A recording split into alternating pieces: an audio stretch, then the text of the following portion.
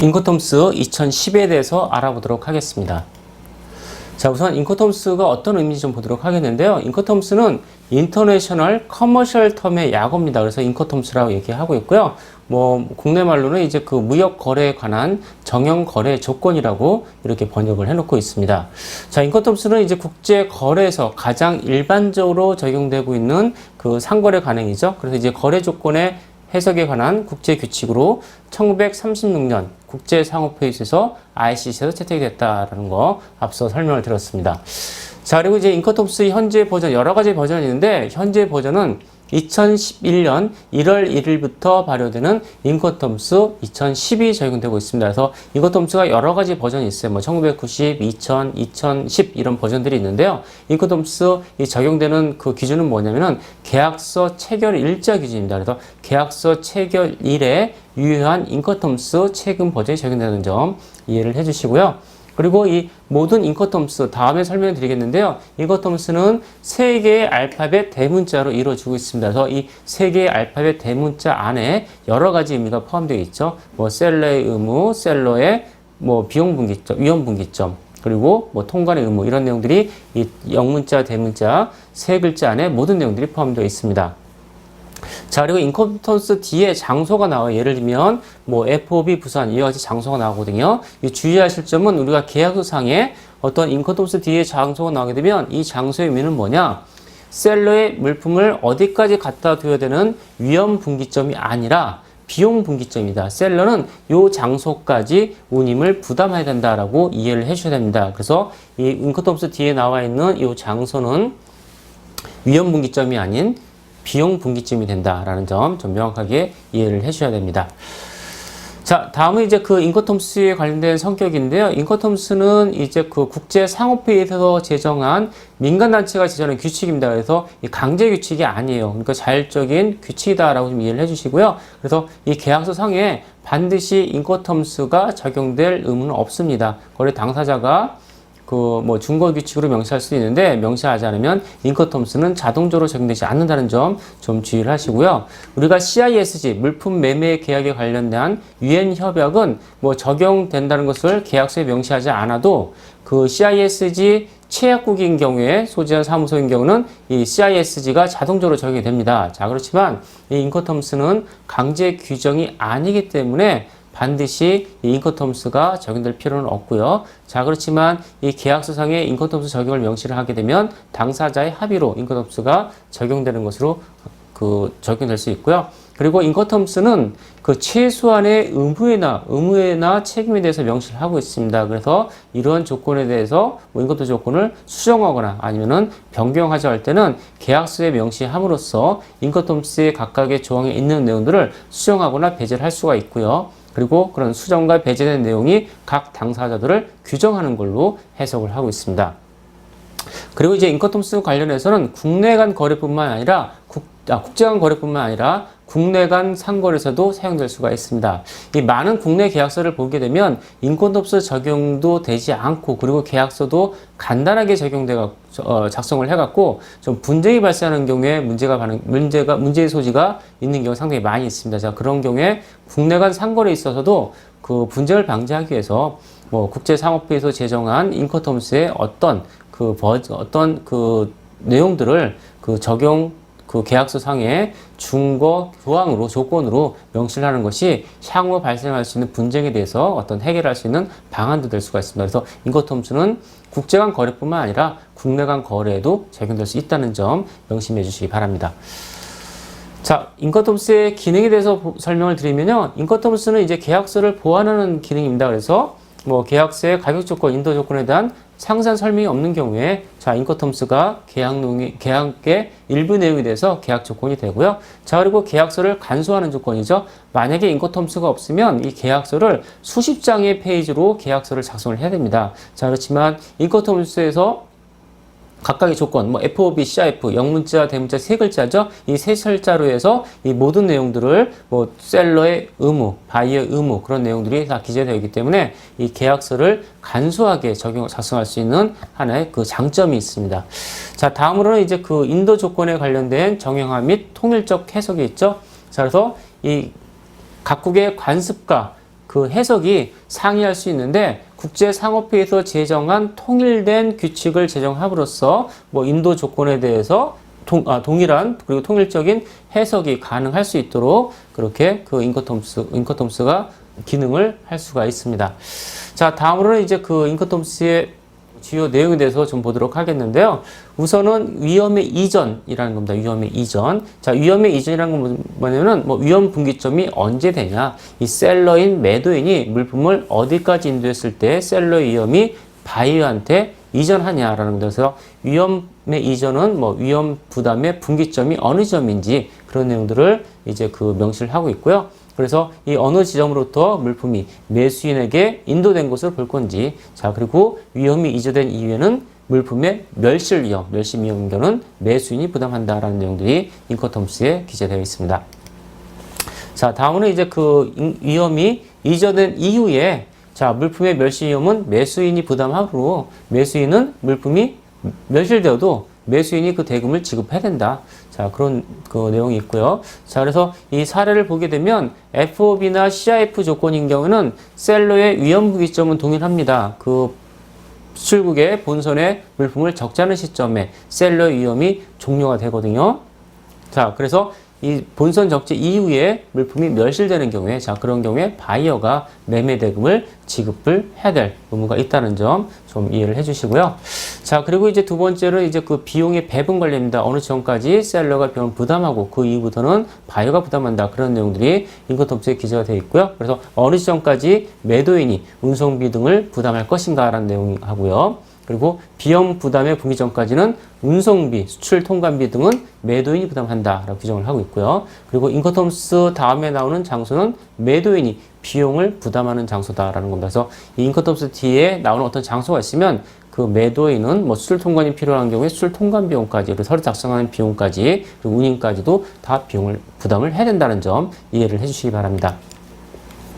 자, 그래서 이제 그 FOB 조건인 경우는 매도인이 본선에 적재되는 비용까지 부담을 하지만 CIF 조건인 경우는 도착지까지 관련된 비용을 셀러가 부담을 합니다. 그리고 뭐 CIF 때문에 보험료도 이제 셀러가 좀 부담을 해야 되겠죠. 자, 그래서 이 FOB 조건과 CIF 조건은 셀러의 위험 분기점은 동일해요. 셀러의 위험 분기점은 수출국의 본선에 적재하는 시점에 그 위험 분기점이 되고요. 그렇지만 비용 분기점이 다르다. 자, FOB 조건인 경우는 지정된 선박에 본선에 적재할 때 발생하는 그 비용을 셀러가 부담하는 거고요. 그 CIF 조건은 운송 도중에 발생된 운송비와 그리고 보험료도 이 셀러가 추가적으로 부담하는 조건이다라는 점 좀 이해를 해주시기 바랍니다. 자, 다음으로는 이제 그 매도인과 매수인의 의무가 무엇인지 인커텀스에서는 규정을 하고 있는데요. 매도인의 주된 의무는 물품의 인도 및 그리고 서류의 제공 의무가 있다는 거고요. 다음으로 이제 매수인의 주된 의무는 물품을 인수하고 그리고 대금을 지급할 의무가 있다는 겁니다. 자, 다음으로 이제 그 매도인의 인도가 언제 완료가 되냐, 뭐 위험 분기점이 되겠는데요. 자, 언제 매도인의 인도 의무가 완료되는지에 대해서도 인커텀스에서는 규정을 하고 있습니다. 그래서 이 내용이 상당히 중요한 내용이죠. 셀러인 매도인이 어느 지점까지 물품을 인도했을 때 물품 이전에 대한 셀러의 위험이 종료가 되는지 그런 부분이 좀 중요한 의미가 되겠습니다.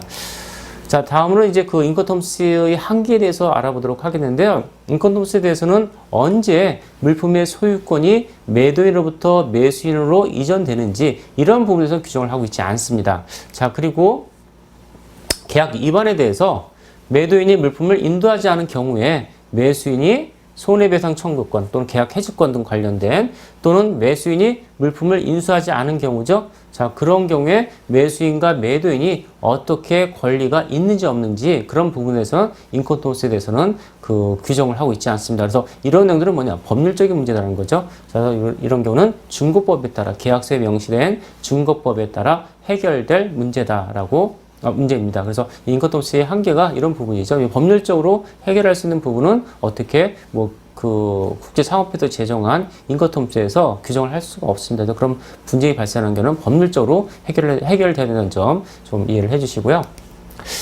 자, 인커텀스 이제 각각의 인커텀스에 대해서 좀 설명을 드리면요.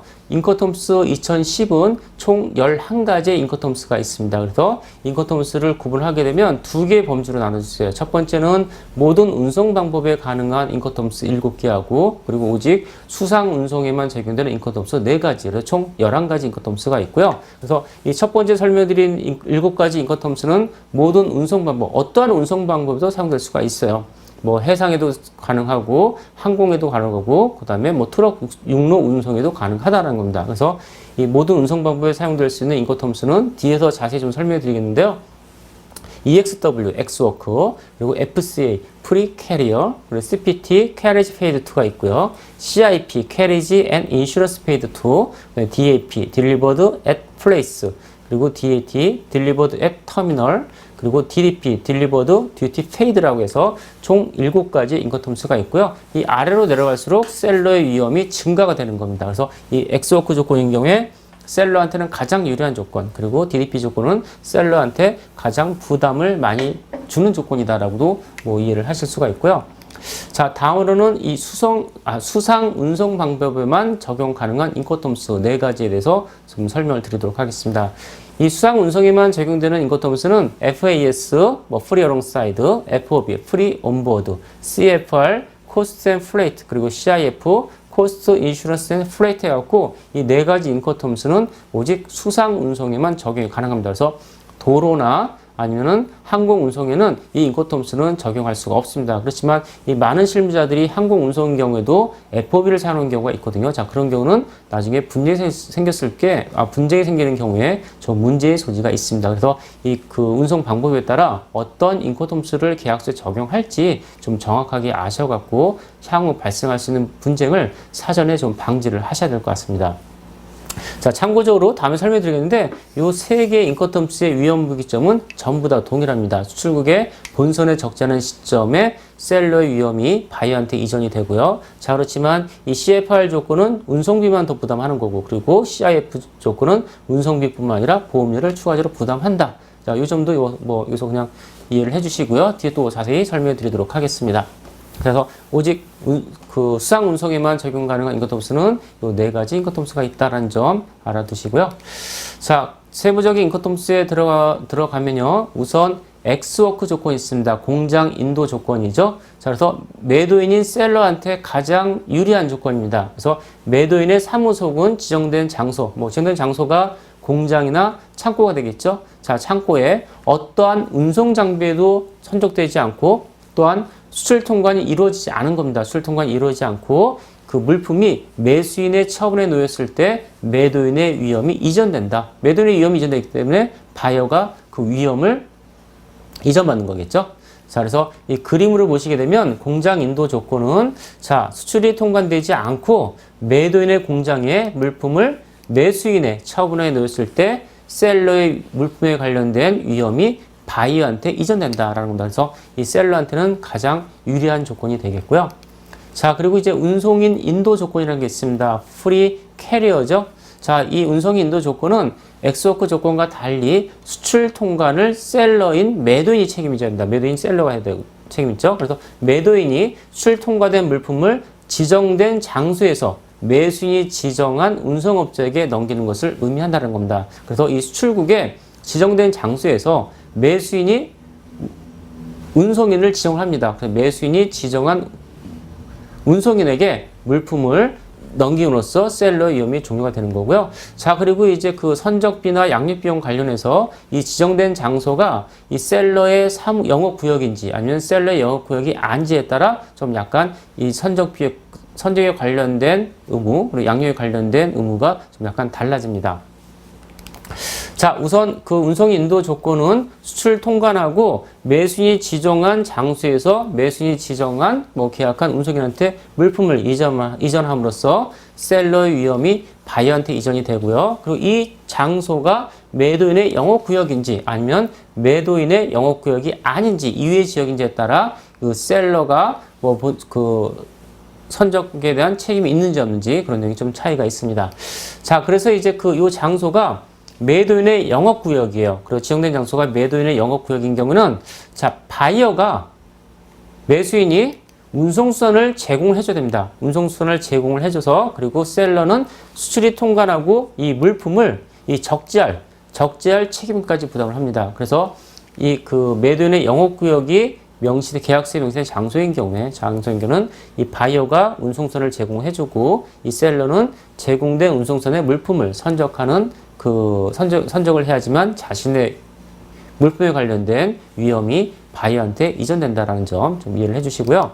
자, 다음으로는 매도인의 영업구역이 아닙니다. 그럼 이런 경우는 자, 셀러가 수출 통관하고 자신이 내륙 운송수단에 의해서 양육되지 물품을 내리지 않은 상태로 매수인이 지정한 운송인한테 물품을 이전함으로써 자신의 위험이 종료가 되는 겁니다. 그래서 이 셀러는 자신이 수배한 운송수단에 선적을 해서 그리고 지정된 장소로 물품을 갖다 놓고요. 그리고 양육되지 물품을 어떤 운송수단에서 양육하지 않은 상태로 이전했을 때 셀러의 위험이 바이어로 이전이 됩니다. 자, 다음은 이제 그 CPT 조건이라고 해서 carriage paid to 운임비 지급 인도 조건입니다.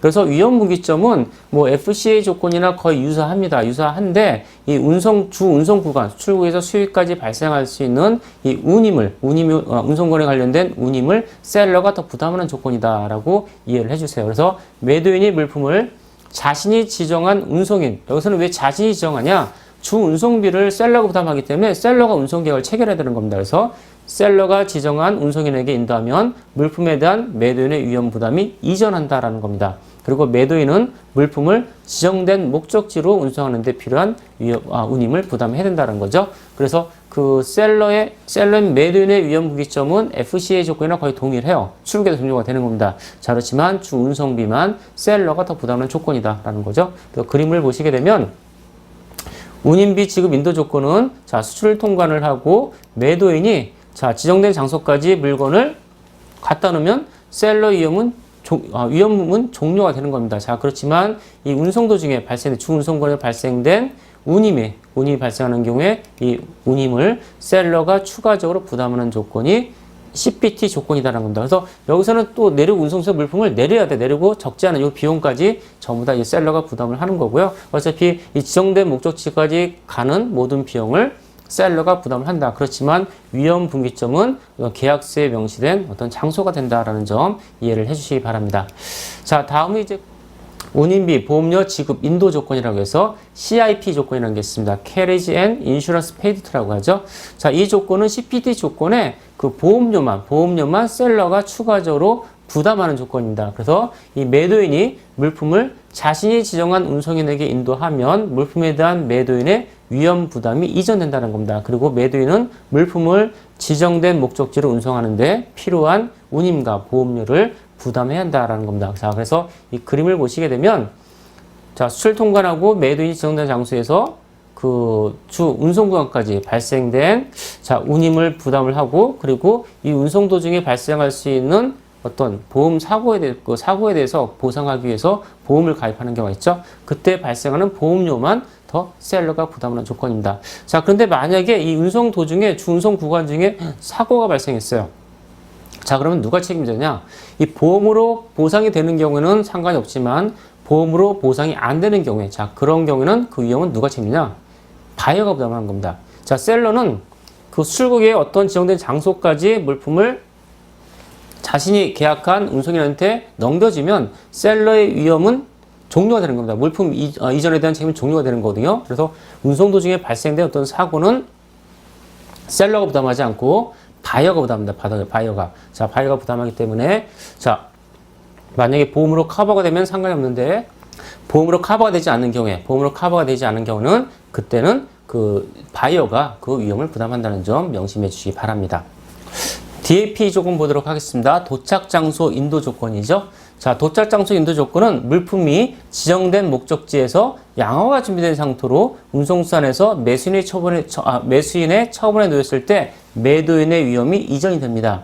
우리가 이 DAP 조건은 앞에 설명드린 DAT 조건과 달리 양육에 대한 책임을 셀러가 부담하지 않습니다. 그래서 셀러는 양화가 준비된 상태로 그 상태로 물품을 바이어한테 이전했을 때 셀러의 위험이 이전이 되고요. 자, 이 내용을 이제 그림으로 보시게 되면, 자, 셀러가 수출 통관하고 물품을 지정된 목적지까지 운송한 다음에 양육되지 않은 상태로 물품을 매수인의 처분에 놓였을 때 셀러의 위험이 바이한테 이전이 됩니다. 자, 다음은 이제 그 DDP 조건, 관세 지급 인도 조건이라고 해서 이 셀러한테 가장 불리한 조건입니다. 앞에 설명해드린 인코텀스는 셀러가 수입 통관에 관련된 어떤 책임을 부담하지 않습니다. 그렇지만 이 DDP 조건은 셀러가 수입 통관에 관련된 의무도 부담하기 때문에 셀러한테 좀 가장 불리한 조건이고요.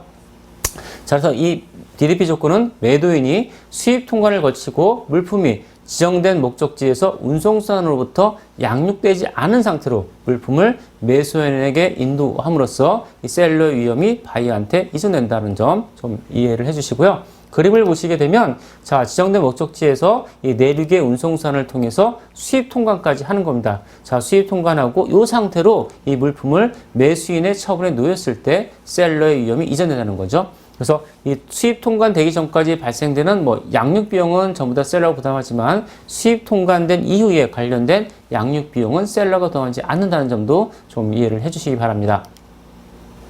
자, 앞에 설명드린 7가지 인코텀스는 모든 운송 방법에 적용할 수 있는 인코텀스입니다. 그래서 수상 운송에도 적용이 다 가능하고요. 자, 그렇지만 이번부터 설명해드린 4가지 인코텀스는 오직 수상 운송에만 적용됩니다. 강을 운송하는 경우 또는 해상을 운송하는 경우에, 자, 그런 경우에 적용되는 인코텀스고요. 그래서 이 인코텀스 4가지 중에서 첫 번째 FAS 조건, Free Alongside Ship에 대해서 설명을 드리도록 하겠습니다.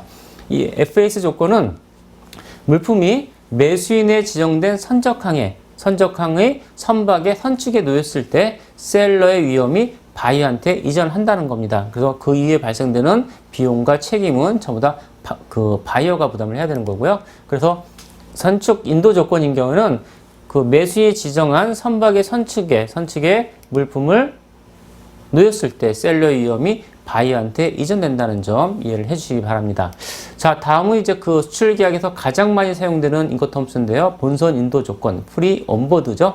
자, 본선 인도 조건은 물품이 매수인이 지정한 선적항의 본선에 적재를 하는 거예요. 자, 그렇지만 이 물품이 연속적으로 매매가 되는 물품들이 있거든요. 자, 그런 경우에는 그 물품을 조달했을 때 셀러의 위험이 이전된다는 거 좀 이해를 해주시기 바랍니다. 그래서 이 물품이 매수인이 지정한 선적항의 본선에 적재하거나 또는 그 인도된 물품을 조달했을 때 매도인의 위험 부담이 이전된다는 거죠. 자, 그래서 그 FOB 조건은 실질적으로 이제 컨테이너 물품인 경우는 좀 적용될 수가 없습니다. 우리가 컨테이너 물품인 경우도 그 해상으로 운송되는 경우에 FOB 조건을 적용하는 경우가 있는데요. 우리가 컨테이너 운송인 경우는 실질적으로 운송인한테 물품을 인도할 때 본선에 적재되는 경우가 아니라 그냥 그 내륙의 어떤 장소에서 지정된 장소에서 이 물품을 운송인한테 옮겨주기 때문에, 자, 이런 경우에는 실제로 FOB 조건보다는 FCA 조건을 사용하는 것이 더 인코텀스의 취지에 맞는 조건이 되겠습니다. 그래서 이 컨테이너 운송인 경우는 해상 운송이라고 하더라도 FOB 조건을 사용하지 말고 이 FCA 조건을 사용하는 것이 좀 실무적으로 맞는 내용이다라고 좀 이해를 해주시기 바랍니다. 자, FOB 조건을 그림으로 보시게 되면 수출 통관하고 지정된 선박에 본선에 적재함으로써 셀러의 위험이 바이어한테 이전되는 거죠. 그리고 이 이후에 발생되는 위험과 책임은 전부 다 이 바이어가 부담한다는 점 이해를 해주시고요. 자, 다음은 이제 그 CFR 조건입니다. 운임 포함 인도 조건.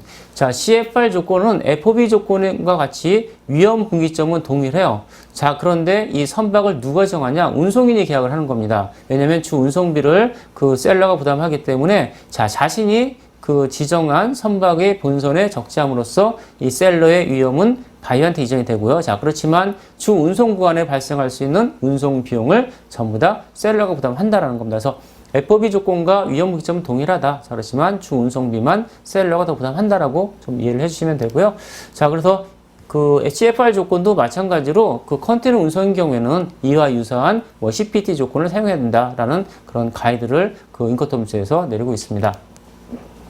자, 그래서 이제 인코텀스 조건, CFR 조건도 마찬가지죠. 본선에 물품을 적재하고, 그렇지만 이 주 운송 구간에서 발생된 운임을 추가적으로 셀러가 더 부담하는 조건이 CFR 조건이다라는 거고요. 자, 다음으로 이제 마지막으로 이제 그 CIF 조건이죠.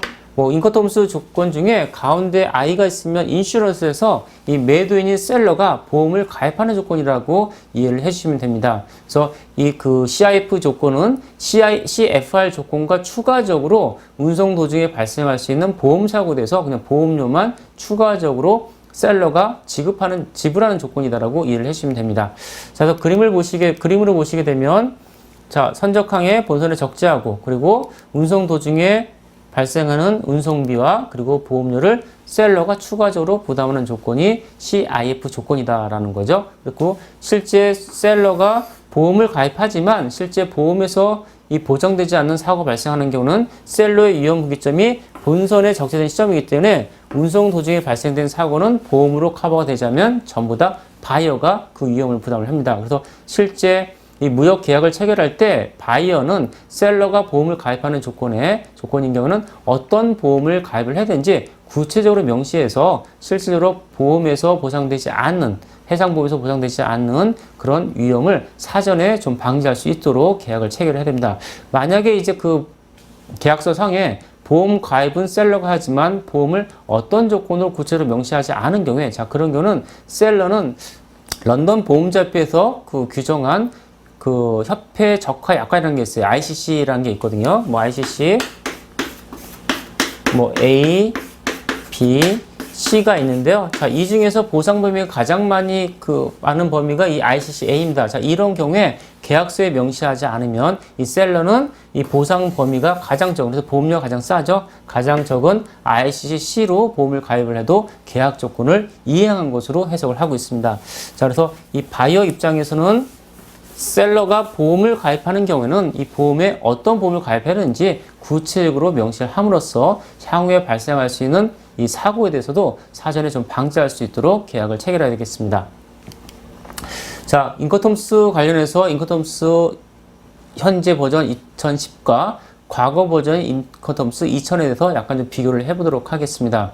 우리가 현재 이제 그 발효 중인 인커텀스는 2010이지만 실제 그 무역 관행상 이 계약서를 과거의 계약서를 계속해서 새로 갱신하지 않고 새로 그 계약서를 유행해서 사용하는 경우가 많이 발생하기 때문에 실제 현재 버전인 인커텀스 2010이 적용되는 것이 아니라 많은 이제 그 업체들은 과거의 버전인 인커텀스 2000이 적용되는 경우도 상당히 많이 있습니다. 그래서 인커텀스 2000과 인커텀스 2010을 좀 비교를 해보도록 하겠는데요.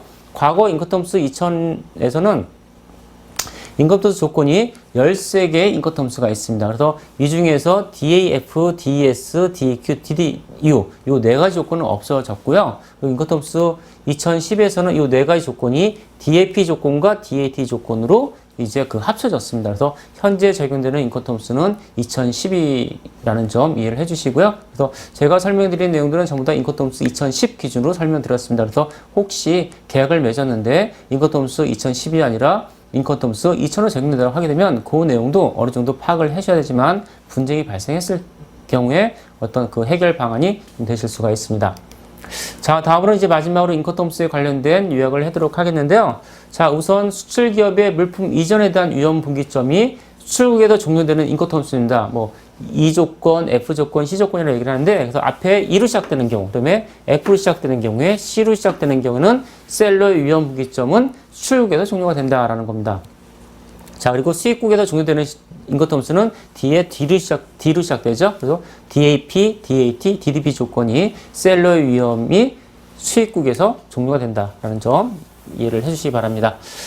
자, 다음으로는 이제 그 수출 기업이 주 운송 비용을 부담하는 조건이죠. 주 운송 비용을 부담하는 조건은 인커텀스 조건이 C로 시작을 하거나 아니면 D로 시작하는 거예요. 그래서 CFR, CIF, CPT, CIF, DAP, DAP, DDP 조건은 셀러가 운송 비용을 부담을 합니다. 그래서 이 운송 서류에 기재를 할 때도 셀러가 지급을 하기 때문에 플랫 페이드 또는 프리페이드라고 기재가 되고 있고요. 만약에 뭐 E 조건이나 F 조건인 경우에 뭐 EX워크, FOB, FAS 이런 조건인 경우는 운송 서류가 기재가 된다면 그 셀러가 그 주임을 부담하지 않기 때문에 운송인은 콜렉트라고 기재를 해서 운송 서류를 발급을 해줍니다.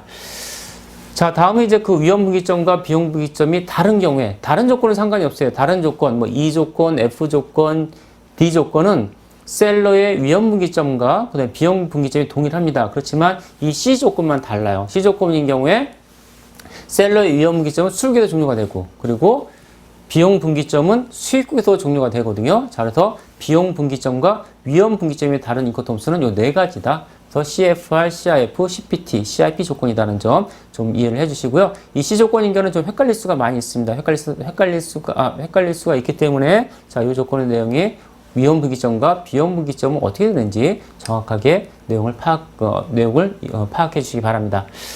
자, 네 번째는 이제 그 수출 기업이 보험을 가입하는 조건, 인커텀스 조건 중에 중간에 I가 있는 조건만입니다. 그래서 CIF하고 CIP 조건만 셀러가 보험을 가입하는 조건이 되겠고요. 자, 다섯 번째로 이제 수출 기업이 수입 통관의 의무를 부담하는 조건 하나밖에 없습니다. DDP 조건, Delivered Duty Paid 해갖고 DDP 조건이다라는 거고요. 여섯 번째로는 양육 비용. 물품을 양육하는 비용을 양육에 대한 책임을 누가 부담하는 거죠? 그래서 수출 기업이 양육 비용이나 양육에 대한 책임을 부담하는 인커텀스는 DAT 조건이다라는 거죠. DAT 조건. 자.